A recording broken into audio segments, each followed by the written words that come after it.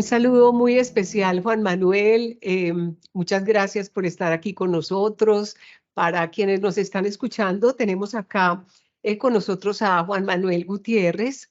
Ya lo hemos visto en nuestro país en varios espacios. Juan Manuel es psicólogo del trabajo y organizacional.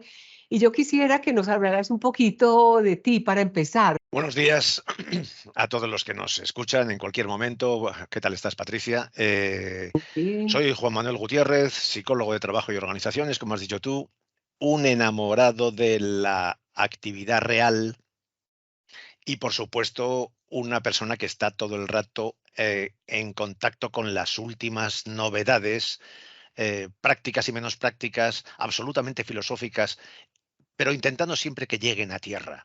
El mundo de la psicología es muy amplio. El mundo de la psicología del trabajo es más reducido, pero estamos trabajando siempre con personas, personas en organizaciones, personas en pequeños grupos. Todo eso tiene mucha relación con el mundo de la psicología no clínica, sino de la interacción entre personas. Tiene que ver con comunicación, tiene que ver con liderazgo, tiene que ver con compromiso. Todo esto en psicología en general, pero luego cuando lo aplicamos a seguridad y salud, adquiere una relevancia absolutamente especial, porque ahí ya no estamos hablando de cómo mejorar una empresa, sino de cómo evitar que la gente reciba daño mientras trabaja. En nuestra disciplina hemos dirigido muchas acciones a la persona de forma individual.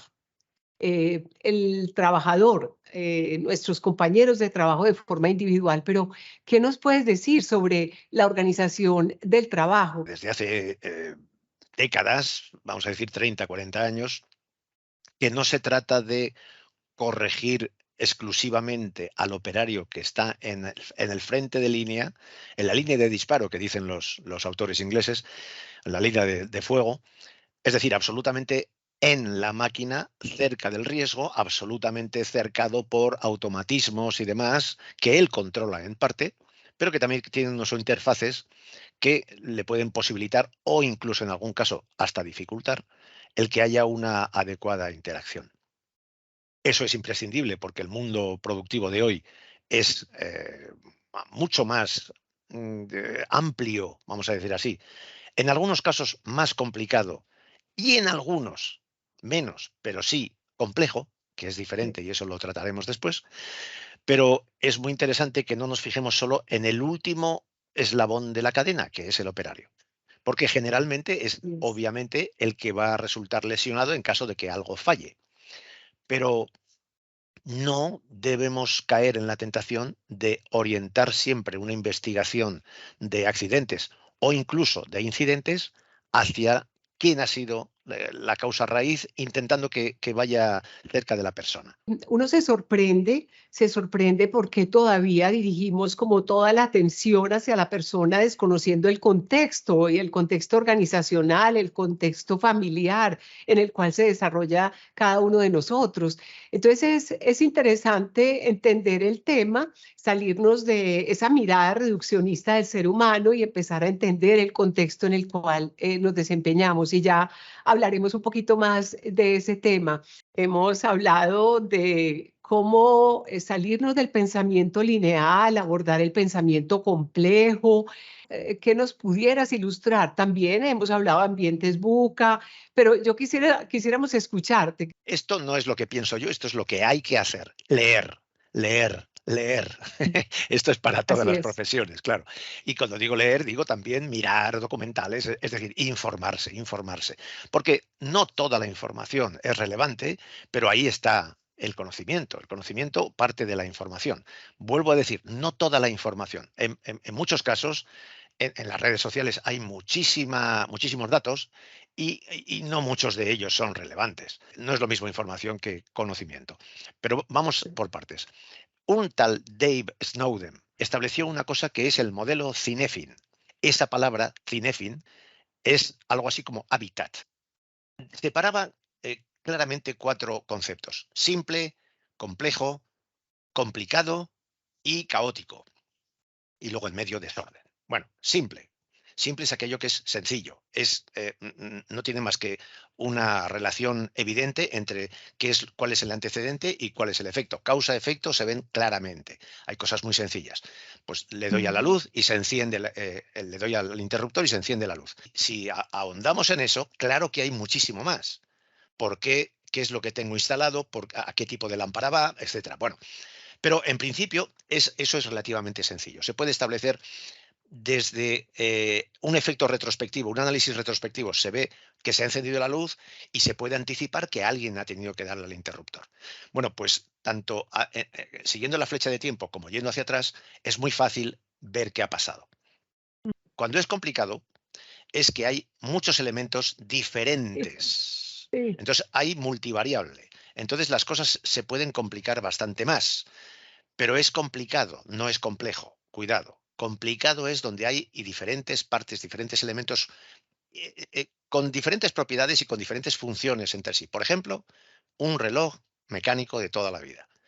Pues hay ruedas, hay tensores, hay la rueda, la manilla para adelantar o atrasar las horas. Ahora, aquí en Europa acabamos de cambiar la hora hace poquito, de verano. Bueno, pues eso hay que hacerlo a mano en los relojes que no son el del móvil, por ejemplo. Eso, una rueda no es lo mismo que un diapasón, no es lo mismo que una... Bueno, esos son los elementos y se hace complicado porque cada uno de ellos hace una función diferente. Y uno podría decir que complicado es hacer las cosas difíciles, ¿o qué piensas? Sí, difícil y complicado es poco más o menos lo mismo. Difícil anticipa que tiene una curva de aprendizaje alta y entonces Ajá. me va a costar. Pues es más sencillo hacer una formación profesional que hacer una formación profesional de mecánica que un grado de ingeniero mecánico. Sí, claro, porque la formación profesional es lo que habilita a un técnico para trabajar en un taller, pero el ingeniero Ujú. mecánico es el que sabe mucho más, porque ese nivel es como la mitad de su carrera o menos todavía. Entonces, ¿lo difícil puede ser complicado? Sí, se puede casi establecer como un sinónimo.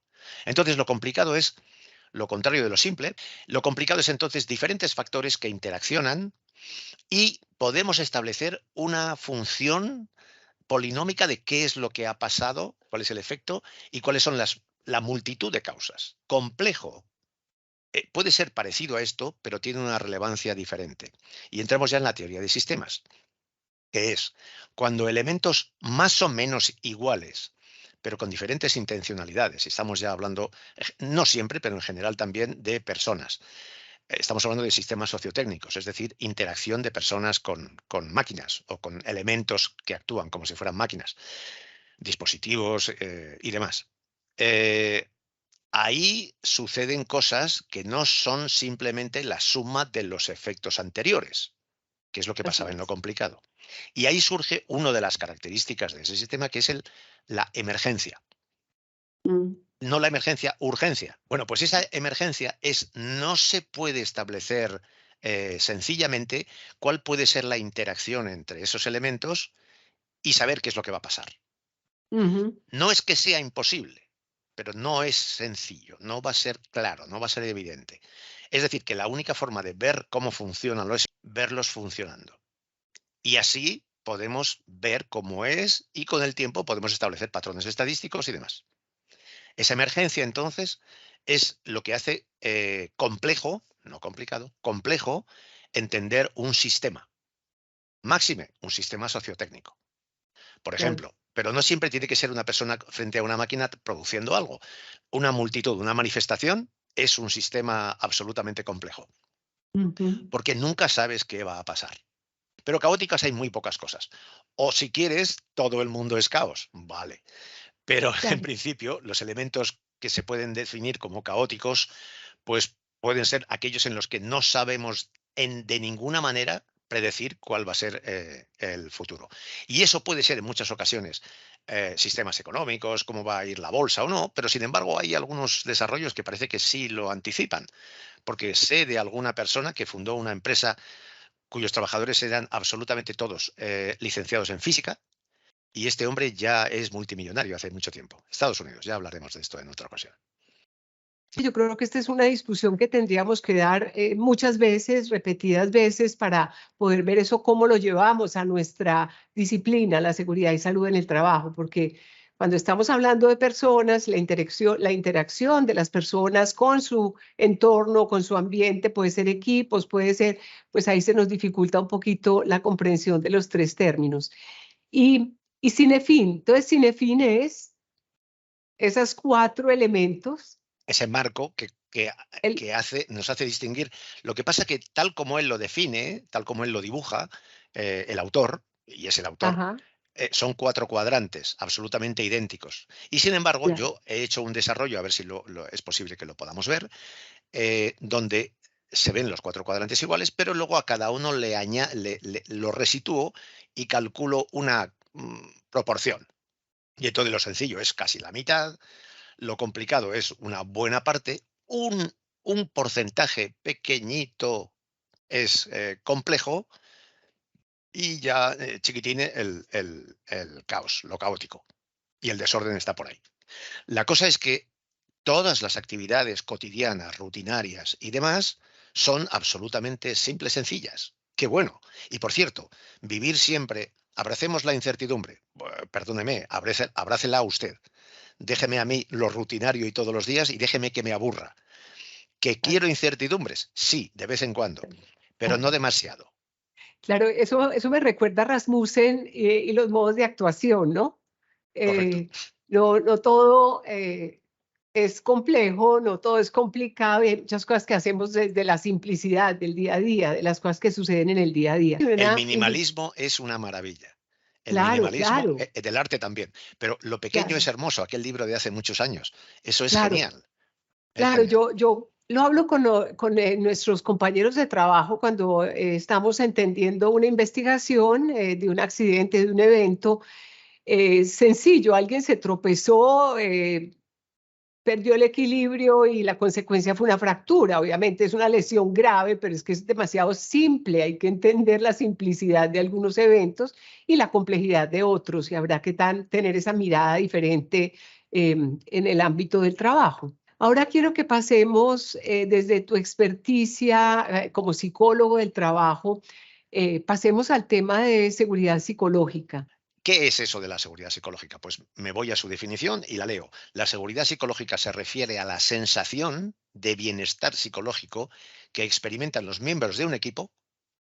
Estamos estableciendo ya cuál es el dónde y quiénes, cuando sienten que pueden expresarse libremente sin Sí. miedo a ser juzgados o rechazados por sus ideas, opiniones o incluso preguntas, especialmente por parte de sus supervisores, es decir, de sus mandos directos. Entonces estamos hablando de experimentar un bienestar psicológico, es una percepción, pero que usualmente suele venir a partir de unos datos que yo percibo, que yo veo, que yo siento. Es decir, no es solo a mí me parece que, uy, qué bien, me han puesto una luz azul, ya me siento mejor. Es algo más complejo que eso. Es una convicción de un equipo entero. Y cuando digo un equipo, no estoy diciendo el tamaño, estoy hablando de grupos, pero que ya son equipos de trabajo. Y estamos hablando, y al final, una fábrica, una planta industrial, es todo un gran equipo que no tiene miedo a expresarse, que no tiene miedo a preguntar, que no tiene miedo a decir lo que siente, sobre todo si se lo preguntan, claro. Que cuando Sí, lo dice no se lo preguntan o nadie lo toma en cuenta, pues qué mal. Pero sobre todo si lo preguntan, que respondan con sinceridad. Eso es muy interesante. hemos encontrado, por lo menos yo lo he encontrado en muchas de las empresas que acompaño, eh, el miedo presente en los equipos de trabajo, el miedo al error, el miedo a expresar algo que no, con lo que no están satisfechos, el miedo a conversar abiertamente, cómo pudiéramos acompañar a los líderes en el desarrollo de esos ambientes de confianza, de esa seguridad psicológica. ¿Qué consejo nos podrías dar desde tu experiencia? Yo no creo tanto en la palabra miedo, o al menos yo no observo tanto eso, pero sí que hay consecuencias. En mi visión no es tanto, porque me encuentro con mucha gente que me dice, yo esto, en una reunión de mejora de un equipo de trabajo pequeñito, 8 o 10 personas máximo, que estamos intentando ver cuáles son las mejoras de esa máquina. Esas Ujú. personas, cuando les pregunto, ¿y si esto que estamos hablando en petit comité, en un grupito pequeño, podrían defenderlo ellos mismos, no mediante un técnico prevencionista como yo, sino ellos mismos frente a la dirección y dicen, esto se lo cuento a cualquiera, no tengo ningún problema. Eso, claro, porque son medidas técnicas. Las medidas Claro. que son más personales, son más sensibles, son más especiales, son más reducidas también. Y entonces aquellas personas que tienen cositas personales o un comienzo de discapacidad, un dolor que no se sabe si es lesión, que no se sabe si es derivado del trabajo o no, etcétera, eso sí puede tener alguna problemática por qué van a pensar, qué van a decir de mí. Lo hemos mirado acá porque cuando uno entra a los ambientes de trabajo, a las empresas, siente uno que hay, y bueno, no sé si como tú dijiste miedo, pero siente uno como que no hay ese relacionamiento de confianza donde las personas pueden expresar libremente su preocupación o también aceptar el error, aceptar que se equivocaron. Y muchas veces lo vemos en los indicadores, las personas, si no es grave lo que pasa, no lo comentan, porque simplemente hay una presión inmensa por el indicador. Ujú. Entonces, todo ese movimiento de seguridad psicológica, cultura justa, confianza, yo creo que es un elemento muy importante para conversarlo con los líderes y traerlo, ponerlo sobre la mesa en la discusión para poder limar un poquito eso que estamos viendo y podamos tener un conocimiento mayor de lo que está pasando en el ambiente de trabajo.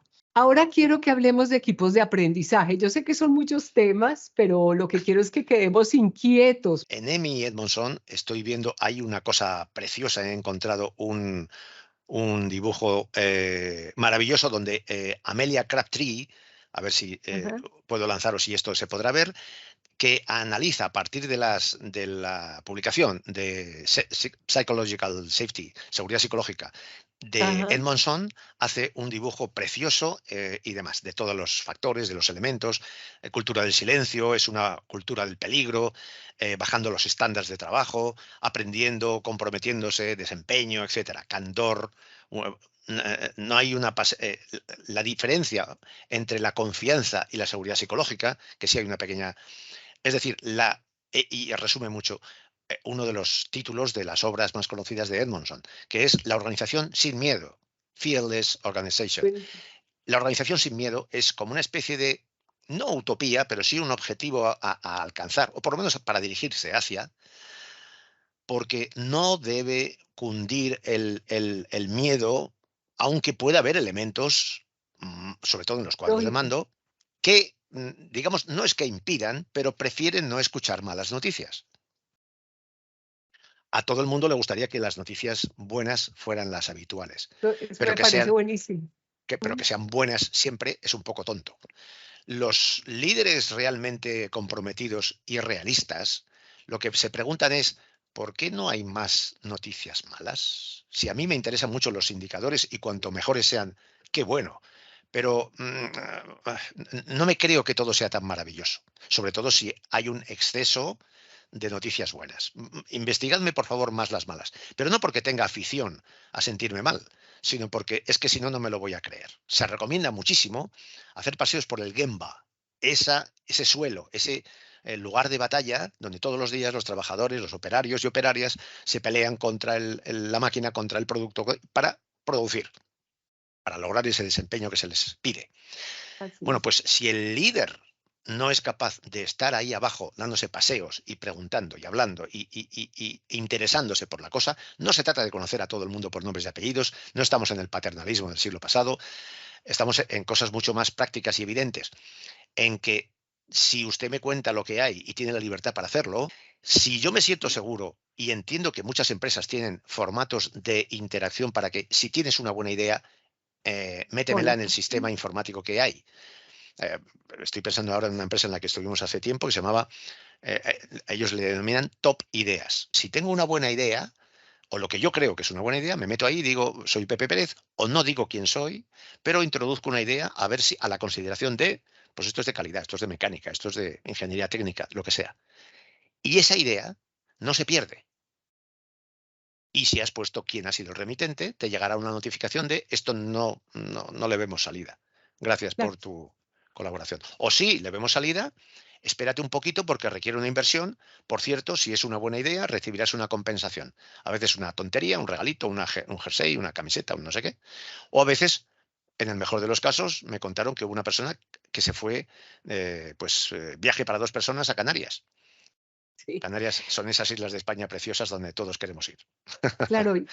Ahí tocaste un tema que es participación, ¿no? Sí, Participación y comunicación. Es que participación en un ambiente de confianza no es tener un formato, es ni proponer una idea, es de doble vía. Yo propongo una idea y tengo la respuesta y se analiza. Y lo que hemos visto es que a veces es de una sola vía, ¿no? Proponga, proponga, pero no hay una respuesta clara por parte de quienes están a cargo de eso en la organización. Y eso eh, limita la confianza y hace que se pierda el interés realmente en conjunto por la solución de los problemas. Y dijiste una cosa que me encantó, exceso de noticias buenas. Hmm. Yo creo que ahí pecamos y en nuestra disciplina pecamos en eso, Juan Manuel, porque queremos solo llevar noticias buenas y tal vez y estamos dejando de aprender porque no estamos realmente entendiendo todas las señales débiles del ambiente, todo lo que pasa para poder tomar decisión. Cosa que has dicho que me entusiasma, las señales débiles. Ajá, Eh, ¿Cómo? Eickhoff es un señor que dijo, las señales débiles son muy importantes, él estaba hablando de electrónica e informática, pero es absolutamente aplicable a seguridad y salud. Si claro, no estamos atentos a esas señales que la circunstancia nos está dando, comprenderemos, pero a la larga y multiplicado por 20, es decir, cuando ya no hemos podido evitar la lesión, que ese rodillo que nos estaba diciendo que vibraba demasiado, al final se ha salido del carril y entonces ha caído así encima es. de la pierna de un operario. Pero ya lo teníamos que haber previsto, porque ya ha estado Sí, vibrando demasiado. Entonces, claro. ¿por qué no prestamos atención a esas señales débiles y ya solo lo vemos cuando ya es una señal fuerte que absolutamente todo el mundo ha visto y en el peor de los casos ha lesionado a alguien? Cuando ya pasa. Claro, Sí, ¿por qué? Pues porque no tenemos el sistema suficientemente refinado y estamos ocupados con las señales fuertes. así Y es. entonces, si no nos da, pues entonces no podemos estar prestando atención a lo nimio porque no da el tiempo. Pero hace falta inversión, hace falta ganas, hace falta compromiso. Claro, y se unen todos los elementos que hemos hablado, entender el ambiente organizacional, el ambiente de trabajo, con estos elementos que nos comentaste, simple, complejo, complicado y caótico, pero tenemos que desarrollar un ambiente de confianza donde haya las personas puedan sentirse tranquilas y proponer, expresarse y también hablar no solo de lo bueno, también de lo malo Claro. y ahorita, Juan Manuel, yo podría quedarme toda la mañana hablando acá contigo y yo creo que esto va a dar pie para muchas otras conversaciones. Hablemos un poquito de equipos de aprendizaje. Yo no entiendo los equipos de aprendizaje solo, Ujú, porque parece que es como, me acabo de inventar un concepto que es los equipos de aprendizaje. ¿A qué pasa? Que antes de usted no existían. Claro que sí, desde el comienzo, desde Henry Ford ya está, bueno, y mucho antes también, en los telares primeros que se iniciaron con la máquina de vapor, ya había equipos de aprendizaje. ¿Qué remedio nos queda? Pero los equipos de aprendizaje eran siempre de mejora. Lo que pasa es que se decía equipos de calidad, equipos de círculos de calidad, tenía muchos nombres. Ahora se ha empezado, sobre todo por parte de unos cuantos autores, a decir equipos de aprendizaje porque se quieren quedar como que el concepto es nuestro. Bueno, da igual quién se lo quiera quedar, quién se lo quiera apadrinar. Lo ideal es que se refuerce esa idea. Mi enfoque personal es equipos de mejora y aprendizaje, porque las dos cosas van unidas. Y es muy interesante aprender, pero es muy interesante tener donde vaciar ese aprendizaje. No puede ser que la memoria quede solo en la memoria de los que lo han vivido. Esa información, ese aprendizaje, tiene que pasar a ser conocimiento de la empresa. ¿Y eso cómo se hace? Pues volcándolo en un sistema, en un formato, sea base de datos general a partir de que todo el mundo pueda procesar y sacar datos de ello. En fin, eso no importa, eso es un trabajo informático. Pero la idea es que sea sencillo para generar esa información, sea fácil volcar esa información para que cualquier persona, cualquier equipo pueda volver a extraerla y sea fácil de aplicar, sobre todo. y Juan Manuel, cuando hablas de formato, ¿te refieres a un sitio, te refieres a un repositorio, te Sí, refieres a almacén, repositorio, donde las personas base lo de puedan datos, consultar correcto. abiertamente. Perfecto. Que se pueda entrar Eh, de una forma muy sencilla, pero sobre todo, ¿cómo se saca ese equipo de mejora? ¿Cómo está conformado? Pues varios apellidos interesantes. Un equipo de aprendizaje, un equipo de mejora y aprendizaje, tal como lo digo yo, tiene que ser autogestionado. Bueno, tiene que ser, debería ser. ¿Qué quiere decir autogestionado? Que tiene la capacidad suficiente y la formación previa como para establecer sus propios objetivos. La cosa es autogestionado. Tienes capacidad para establecer tus propios objetivos que, por supuesto, son validados por tu supervisor directo. Y al final, si necesita supervisión e inversión, por la dirección de la empresa. ujú. En parte tienen que ser tiempos de trabajo y en parte pueden ser hasta incluso de tu propio ocio. Más, tienen que ser transversales. Tienen que estar pensando en seguridad y salud, que es lo nuestro, pero también en calidad, por supuesto, si no, ¿qué diablos de producto estamos vendiendo o de servicio estamos prestando? Y, por supuesto, en medio ambiente, porque si no es que vamos a terminar todos en Marte, ya veremos de qué manera. Y luego, utilizando herramientas muy prácticas, muy sencillas y con gestión visual, que es un formato bastante potente, pero que ya hablaremos en otro momento, para que toda esa información sea o tenga la capacidad de tener una difusión de alto impacto. Es decir, que todo lo que hemos generado nosotros como elemento de aprendizaje lo volquemos en un formato tal que cualquiera lo entienda inmediatamente.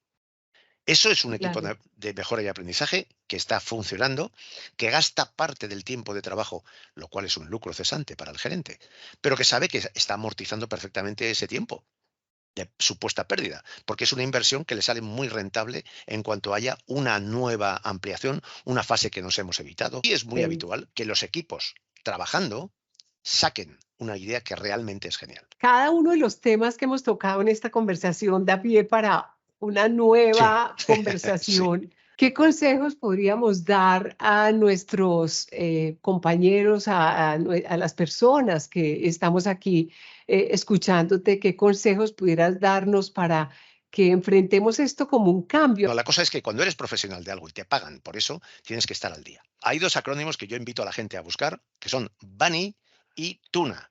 Sí, Tuna o atún y Bunny, que en español sería funny. Pero bueno, que es un acrónimo, es decir, cada una de las letras expresa una cantidad de cositas.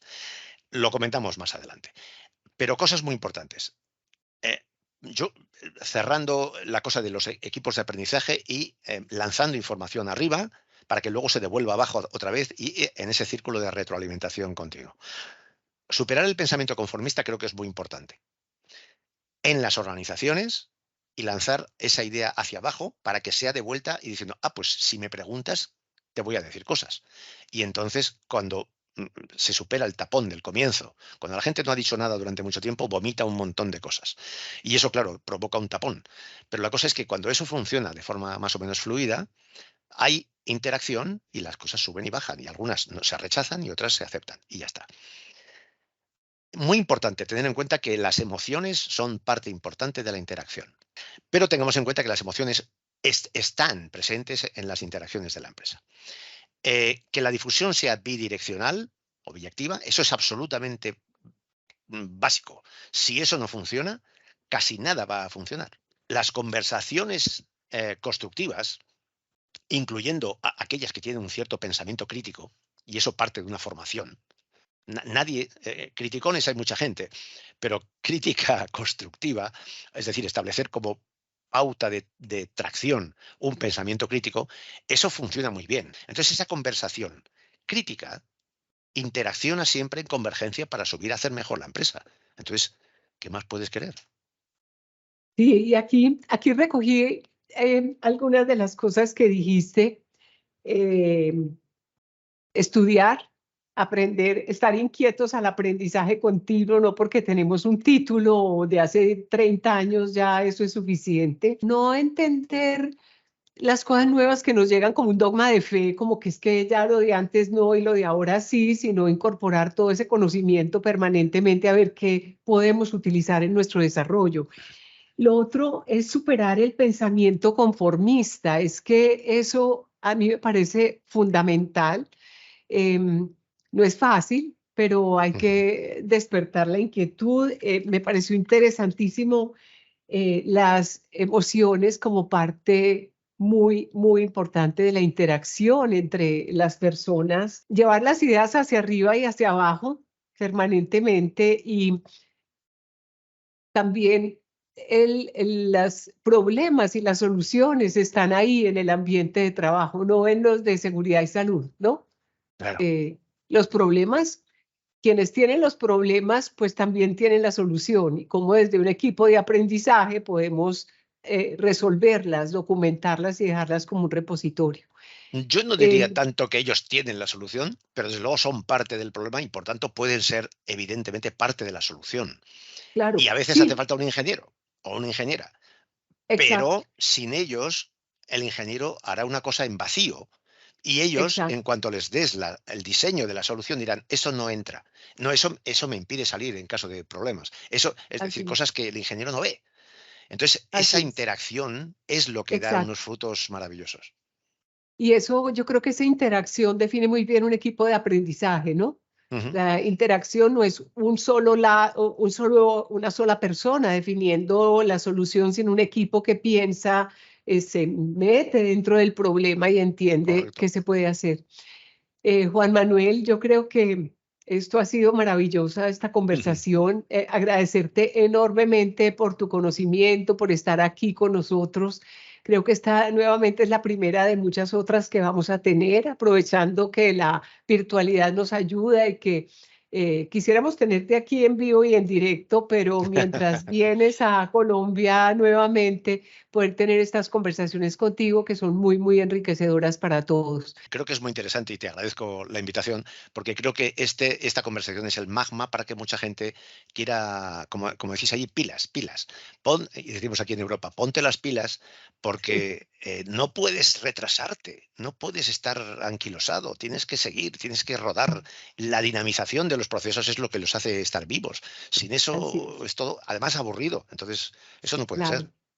Claro, y por eso decíamos, despertemos la inquietud de nuestros compañeros de trabajo, de quienes compartimos esta responsabilidad tan grande, despertemos la inquietud por qué fue lo que dijeron, qué pasó, dónde leo, qué es eso, quién era esa señora, cuál es ese término, qué quiso decir Juan Manuel con esto y despertar esa inquietud, yo creo que nos permite avanzar en el desarrollo y tenemos una responsabilidad enorme. No es necesario, no es justificado, no debería, nos debería aterrar que alguien pierda la vida, la salud o la integridad produciendo bien esos servicios para otros. Entonces, ese también es un mensaje que deberíamos enviar con mucha fuerza en general, no a nuestra disciplina en general, al mundo del trabajo.